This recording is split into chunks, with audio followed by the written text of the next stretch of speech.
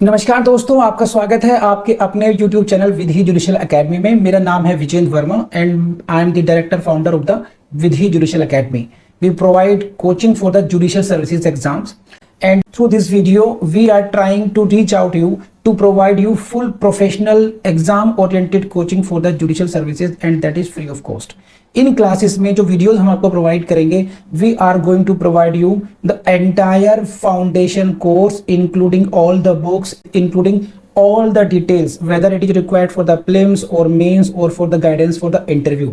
Means in videos को आपने सिर्फ इतना करना है, सीक्वेंस में देखना है, प्लेलिस्ट को अच्छी तरीके से देखना है। सब्जेक्ट वाइज मिल जाएंगे आपको, CPC, constitution, contract, BNS, BNSS, इन सब की प्लेलिस्ट आपको सीक्वेंस में मिलेगी।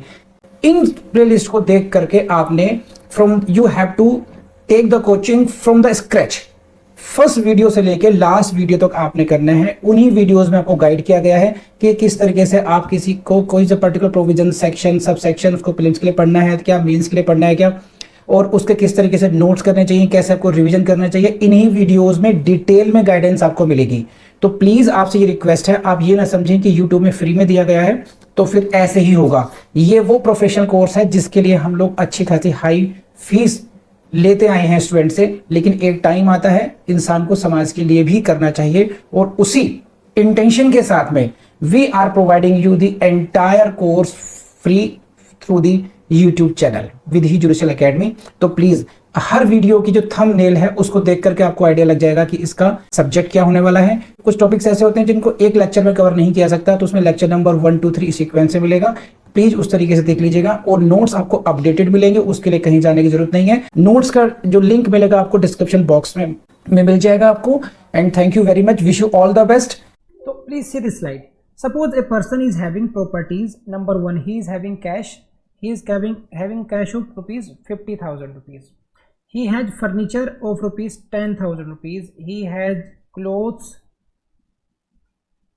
of daily use 5,000, jewellery 25,000, religious value की ज्वेलरी उसके पास 5,000 रुपये है। तो ये आपके पास, उसके पास कुछ एक व्यक्ति है जिसका कि जो who is claiming himself to be innocent, who is claiming, sorry innocent नहीं, who is claiming himself to be indigent. एक व्यक्ति है जो कि अपने को कह रहा है मैं निर्धन व्यक्ति हूँ, I don't have sufficient means to pay the court fees. Now उसके आपने असेट्स देखने हैं, whether he has sufficient means और नॉट। तो this is all about the जो मैंने लिखे स्लाइड्स पे आपके लिए। प्रॉपर्टीज हो गया, कैश हो गया, फर्नीचर हो गया।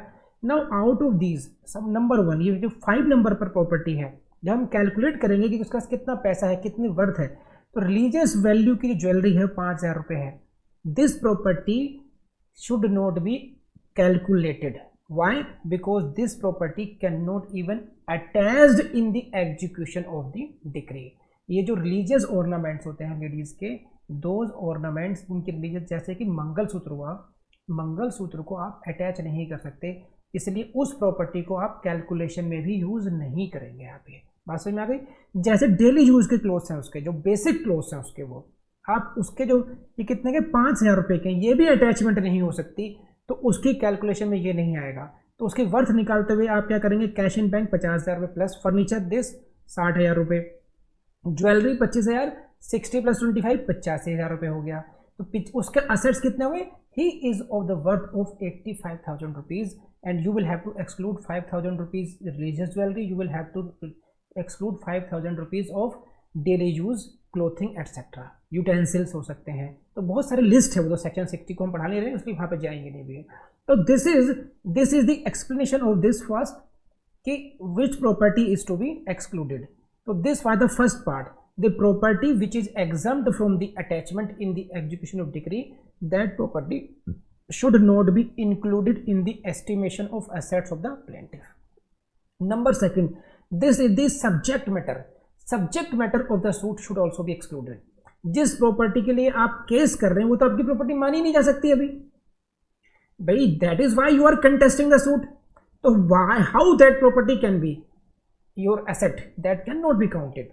So that is why also these are the 2 properties, and this is the question of your prelims as well. Question कैसे आएगा, out of following properties which properties shall be excluded or shall be excluded in the estimation of the assets of the plaintiff. plaintiff के assets के calculation करने में कौन कौन सी properties को exclude कर दिया जाएगा. तो don't forget these are the two kind of properties which shall be excluded. Now I again take you to the slides so that आप इसको finally पढ़ पाओ. ठीक है, please come to the slides now. This is the slide. This was, ये आप इसको दोबारा पढ़िए इस तरीके से. देखिए तो इसे आप दोबारा पढ़िए. This was the explanation first. A part, if he is not possessed of sufficient means, you know what is the meaning of sufficient means now. If he is not sufficient means for what? To enable him to pay the fees prescribed by law. Fine. लेकिन कौन सी sufficient means? Other than these properties. Number 1 exempt from attachment and number 2 subject matter.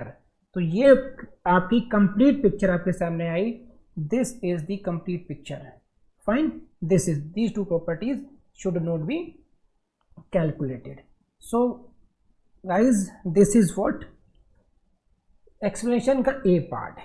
Who is the, हम क्या कर रहे हैं, who is indigent person. The person is indigent if he is not having sufficient means to pay to enable him to the court fees, but in the estimation of his assets we will exclude two properties. Number 1, the property which is exempted from the attachment in execution decree, and second, the subject matter itself shall not be. So very simple. जो इतना explanation किया है मैंने अभी तक, मैं समझाता हूँ अभी हमने क्या किया अभी तक. We are studying what? Order 33. That is dealing with what? That is dealing with the suit by the indigent persons. कैसे किसी गरीब व्यक्ति को एक अधिकार मिला है कि वो भी किसी प्रकार का सूट ला सकता है. any person can bring suit as the indigent person. सही है. This is what order 33. Now the question arose, who is indigent person? For that purpose we went to the explanation 1 of rule. Then in that we came to the clause A. What is the clause A? If a person is not having sufficient means to enable him to the court fees, then he can be considered as the indigent person. And while estimating his assets, you will have to exclude two properties. Number 1, the property which is exempt from execution of decree, and secondly the subject matter of the suit. These two properties, if after excluding these two properties, यदि इन दो property को निकाल करके भी, if after excluding these two properties the person is found to be having not sufficient means to pay the court fees, he can be considered as the indigent person. This is one. Now see, this was the case when there was a requirement of the court fees. ये कौन से मामले थे, कब लागू होगी? When there is a requirement of court fees. There may be matters where there is no requirement of court fees. ऐसे मामले भी हो सकते हैं जहां पर कोर्ट फीस की कोई जरूरत नहीं पड़ रही है आपकी. Then what will you do? ऐसे केसेस में आप क्या करेंगे? Then there is a fixed criteria. यहाँ पे क्राइटेरिया रिलेटिव था, sufficiency versus need of the court fees. In that case, you will have to go to this part B, and please go to the slides now. This is part B of the explanation 1. Please see the slides now. So this is what explanation first, and this is its part B. Please see this. A person is an indigent person where no such fee is prescribed. This is the second condition. When there is no fee, no such fee is prescribed. In the part A, we have dealt the case when the fee was prescribed. ये B part है. B part कब आएगा? जब कोई भी court fees आपको नहीं देनी होती है. There is no provision of the court fees. हर एक केस में कोर्ट फी ऐसा नहीं होता है. कुछ केस में कोर्ट फीस जाती है, कुछ केस में नहीं जाती है. अब वो एक अलग पार्ट है, कहाँ जाएगी कहाँ नहीं जाएगी, अभी सिर्फ है. तो suits can be divided into two categories. One part is what, where the fee is prescribed and where is fee is not prescribed. तो B A was dealing with the cases when the fee is prescribe की गई थी, and B is dealing with the cases when there is no fee prescribed. So in that case what will happen? If he is not entitled to property worth 10,000 rupees, please see the number has come before you. This is very important. 1,000 rupees. 1,000 rupees. This is the fixed criteria. This is not variable as in case of A. And other than this is same, property exempt from attachment in execution of decree and the subject matter of the suit. So please see, try to understand this side. In this case आपने देखा होगा, देखेंगे this is code clause B. इस case में क्या है कि ये कहाँ डील कर रहे हैं, when there is no fees you don't have to pay the court fees. तो अब कोर्ट कहेगी कि भैया पहले केस में तो ये था कि आपसे मांग रहे थे कोर्ट फी दो, आप नहीं थे, आपने कहा हम गरीब गुरुआ हैं, हमारे पास पैसा नहीं है, तो ठीक है भाई, आपके पास हम लोग असेस करते हैं आपके कितने असेट्स हैं, if you don't have sufficient means to pay the court fees then you can file the suit even as an indigent person, no problem in that. But in this case भैया जो second suit लाए हो, आपके 2 suit थे, पहले में हमने मान लिया आप गरीब गुरुआ हैं, अब मेरे भाई इसमें तो दे दो, इसमें आपको कोई कोर्ट फीस नहीं देनी है। जनाब हमारे पास तो 1000 रुपये भी नहीं है। अगर ये स्थिति है, यहाँ पर 1000 रुपये फिक्स हो गया, एक व्यक्ति के पास 1000 रुपये हैं तो वो इंडिजेंट नहीं माना जाएगा। किन केसेस में, बी कैटेगरी में, when the fee is prescribed for this. आप समझ रहे इस बात को, when a fee is prescribed and you are having worth 1000 rupees you can not be considered to be an indigent person. तो यहाँ पे कुछ ज़्यादा समझाने वाली बात ही नहीं है, सिर्फ इतना देखा जाएगा। क्या देखा जाएगा, नंबर वन ये देखा जाएगा कि whether any fee is required और नॉट, क्या कोई फी की रिक्वायरमेंट है या नहीं है। Number 1 you come to the conclusion no there is no as such requirement of court fees, well and good. Then what is your the value of assets, if it is worth 1000 rupees then you are not indigent. If you are not entitled means less than 1000 per annum, then you can be considered to be an indigent person. And again above mentioned, जो पहले हम discuss कर चुके हैं, earlier discussed properties, property exempt from attachment and property subject matter of the suit, those properties should be excluded while estimating the asset.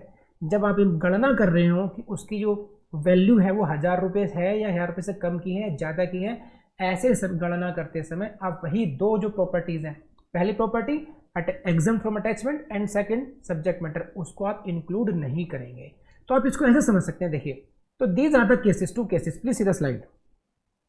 Indigent person meaning, explanation 1, rule 1, order 33। हर एक circle आपके लिए एक plain सा question है। Meaning of indigent person, explanation 1, rule 1, order 33। A person is indigent person, 2 category में देखना पड़ेगा, 2 केसेस हैं, when fee is prescribed, when fee is not prescribed. समझे या नहीं समझे? तो इस केस में ऐसे, when fee is prescribed and where fee is not prescribed. In this case when fee is prescribed then you will see if he is not possessed of sufficient means to enable him to pay the fees, and when there is no fees prescribed, when he is not entitled to property worth 1000 rupees. So this is what the final criteria of determining the status as the indigent person. तो fees to ए और B हुआ। अब मैं समाप्त करता हूँ, इसको पढ़ा भी दिया, समझा भी दिया, अब समाप्त करता हूँ एक मिनट के अंदर। Who is indigent person, it will be decided as per the explanation 1. There are 2 clauses A and B.